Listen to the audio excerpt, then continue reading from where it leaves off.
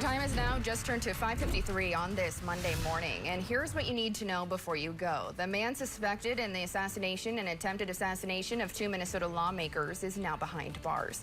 The 57-year-old Bolter is accused of killing Democratic State House member Melissa Hortman and her husband at their Brooklyn Park home early Saturday. Bolter is also accused of wounding State Senator John Hoffman and his wife only a few miles away. A massive manhunt for Bolter was launched involving federal, state, and local law enforcement. The 43-hour search was described as the largest manhunt in Minnesota history.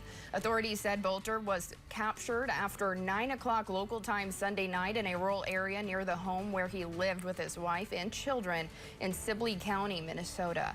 Investigators say police earlier found a manifesto and a list of 70 potential targets in Bolter's vehicle. Meanwhile, the military parade in D.C. Saturday night sparked protests across the country, including a large one in Duluth. Organizers say roughly 3,500 people gathered at the corner of Lake Avenue and Superior Street protesting the Trump administration. It was one of roughly 1,800 No Kings protests that took place across the country. Protesters say they're fighting for democracy and speaking out against the ways in which they believe President Trump has overstepped his presidential power.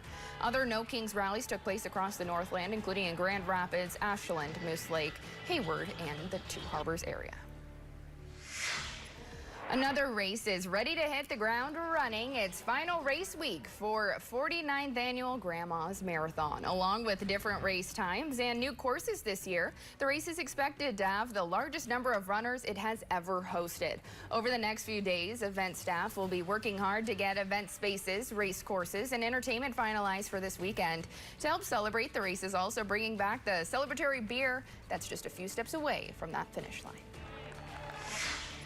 Yesterday was a celebration of those we hold the flashlight for while they work on their vehicles. So what better way to spend Father's Day than a car show? So at the Belknap Plaza in Superior, the annual Father's Day all-Ford powered car show was held for locals and out-of-towners alike. Dozens of classic, newer, and even more classic cars filled the parking lot in hopes of earning a trophy, as hosts with the Twin Ports Mustang and Ford Club voted on their favorites. Proceeds from the event went to the Minnesota Kidney Foundation, which had a table set up at the event for information on early detection and more. Now there's a new leader for the Hayward Public School District. The school board has selected Mark Berquist as the new superintendent. Berquist brings over 20 years of experience within the district, having served as a teacher, coach, and assistant principal. He will focus on enhancing programs and community partnerships, as well as balancing the district's budget. Now he'll begin July 1st.